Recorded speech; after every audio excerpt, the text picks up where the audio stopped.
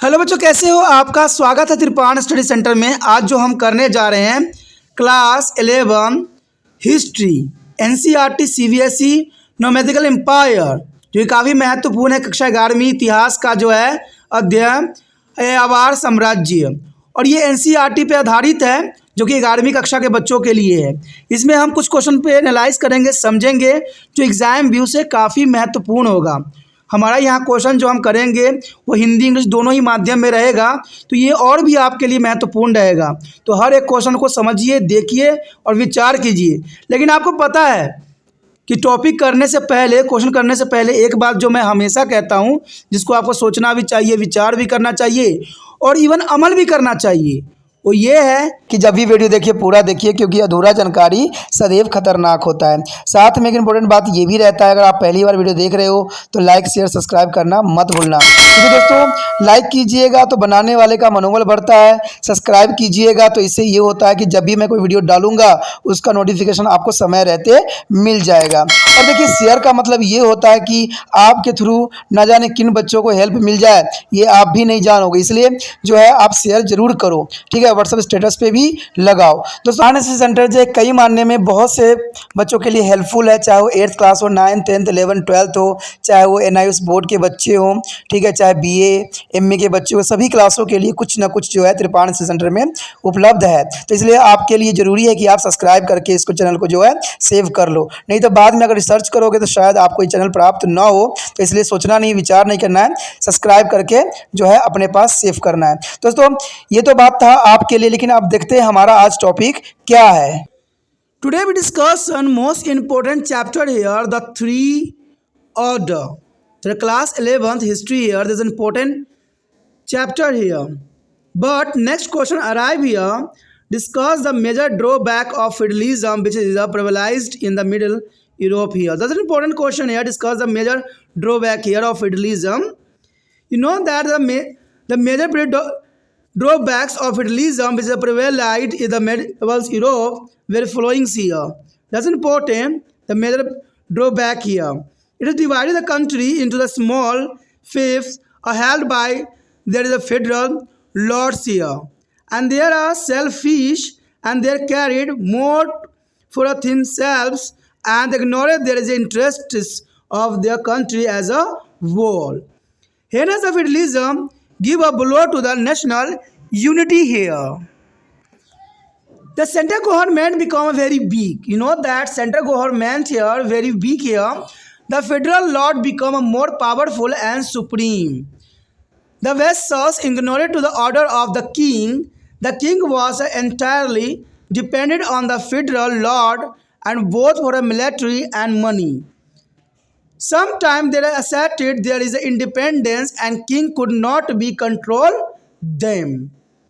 Feudalism is encouraged rebellions and war. The power of the lord was increasing day by day, and the king were become more and more weak. That's an important point here. The feudalism encouraged the rebellions and war. The war and rebellions, there is a very bad situation on this time. The power and the lord was increasing day by day, and the king were become more and more weak. This encouraged a rebellious tendency among the nobles. The nobles were also eager to get a new lands, so there was a constant is a welfare among them.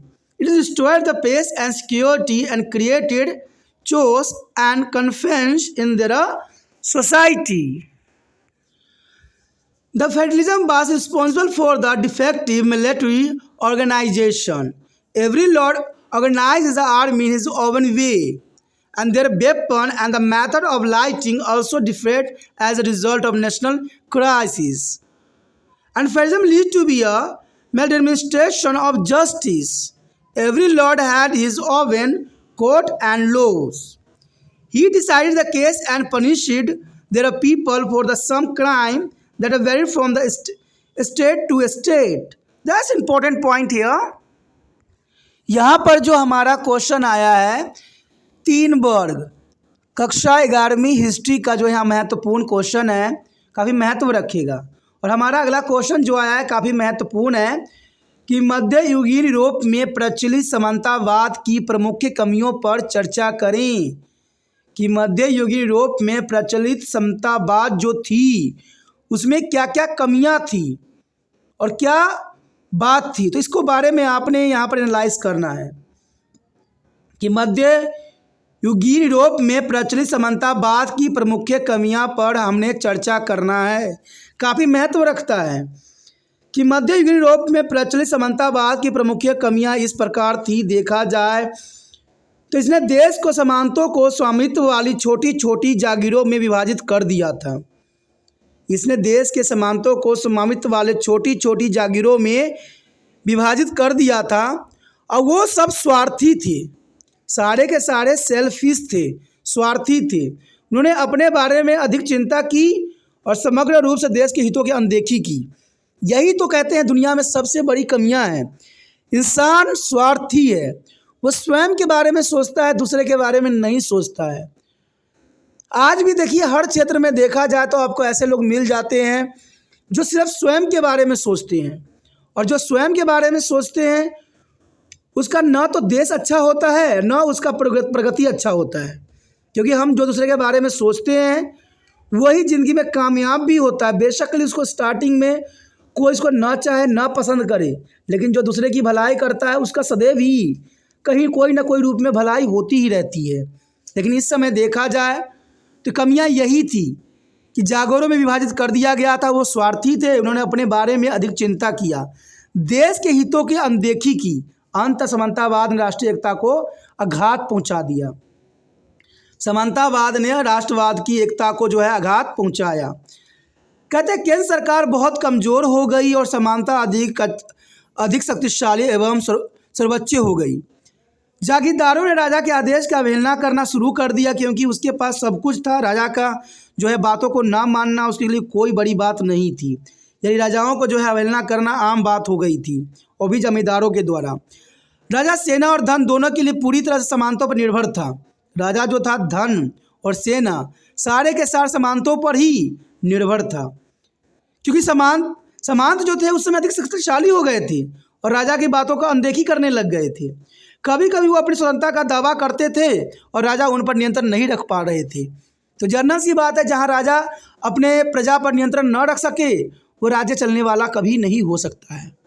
कहते हैं राजा और प्रजा का सबसे महत्वपूर्ण रिश्ता होता है, जिसको दोनों को निभाना चाहिए और दोनों को जो है सच्चे निष्ठा से आगे बढ़ाना चाहिए। अगर दोनों में कोई भी गलत होता है तो कभी भी जो है राज्य नहीं चल पाता है, चाहे वो आज का समय हो चाहे पुरातन समय हो। जनता बड़े चाव से अपने मंत्रियों को चुनते हैं और मंत्रियों का ये फ़र्ज़ होता है कि वो समय समय पर जनता की जो है बातों का अनुसरण करे, उनकी मुसीबतों को सुने। लेकिन आज नहीं ऐसा है। आज तो कहते हैं एक बार हमें मिल जाए पद, उसके बाद कहाँ गई जनता, सोचने की ज़रूरत नहीं होती है मंत्रियों को।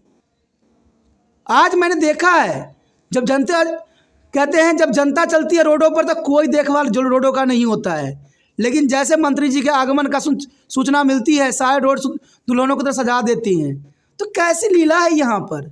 अरे भाई, जब मंत्रियों के लिए सजाना है तो आम जनता से क्यों लेते हो टैक्स? मंत्री जी से लिया करो। आपकी इसे चुलपुसली बढ़ती है ना, इसे आप मंत्री के सामने उठ जाते हो, लेकिन मंत्री की क्या नॉलेज नहीं है कि अभी भी बनाई गई, अभी भी सब तैयार किया गया है। तो मंत्री जी भी वैसे हैं और उनके शिष्य भी ऐसे हैं। मर तो आम जनता रही है और यही होता है हमेशा, लेकिन ऐसा नहीं होना चाहिए। आज हम स्वतंत्र हैं, डेमोक्रेसी कंट्री में बिलोंग करते हैं, हम जो है आधुनिक युग में भी है। तो इन सब होते हुए ऐसा होना सही नहीं है। इसके कारण जनता को आज जागना पड़ेगा और लोगों को आज समझना पड़ेगा।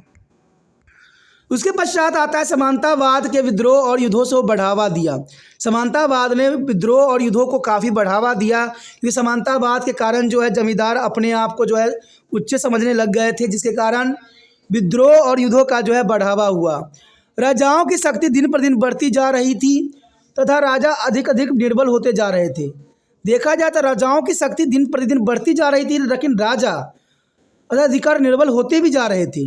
कई क्षेत्रों में राजा बहुत पावरफुल बन गए थे, तो कई क्षेत्रों में राजा जो थे निर्बल होते चले जा रहे थे। इसे सरदारों में विद्रोह प्रवृत्ति बढ़ा मिलावा, क्योंकि देखिए उस समय सरदारों के अंदर जो है था छोटे छोटे राज्य संरक्षित थी। जब राजा कमज़ोर होता है तो वहाँ पर जो राज्य करने वाले छोटे छोटे सरदार होते हैं अपने आप को स्वतंत्र घोषित कर लेते हैं और राजा की बातों को अवहेलना करने लग जाते हैं। सरदार नई ज़मीनें पाने के लिए भी इच्छुक थे। अंततः उन्होंने निरंतर युद्ध होता ही रहता था। सरदार चाहते थे कि उनकी और भी जो है सीमा बढ़े और अब अपने आप को राजा के सपने देखने लग गए। तो राजा सपना तभी सच होता है जब राजाओं को हराना होता है। तो ये सरदारें करने लग गए। तो ये काफ़ी महत्वपूर्ण बात रहता है। इसे शांति और सुरक्षा को नष्ट कर दिया और समाज में अराजकता का और भ्रम पैदा हो गई। यानी सुरक्षा और शांति जो है पूरी तरह से नष्ट हो गया और समाज में अराजकता का बोलबाला बढ़ गया। कहते हैं दोषपूर्ण सैन्य संगठन के समानतावाद जिम्मेदार था। दोषपूर्ण सैन्य संगठन, कोई भी देश को चलाने के लिए सैन्य संगठन काफ़ी महत्वपूर्ण होता है, लेकिन यहाँ पर सैन्य संगठन जो थी दोषपूर्ण थी। प्रत्येक स्वामी ने अपने सेना को अपने ढंग से संगठित किया और राष्ट्र संकट के परिणाम स्वरूप उनके हथियार और प्रकाश व्यवस्था के तरीकों भी विभिन्न हो गए। तो ये काफ़ी महत्वपूर्ण रहता है कि राष्ट्रीय संकट के परिणाम स्वरूप उनके हथियार और प्रकाश व्यवस्था के तरीके भी विभिन्न हो गए। समानतावाद के कारण न्याय का जो है कुप्रबंधन हुआ और प्रत्येक स्वामी का अपना न्याय और कानून था।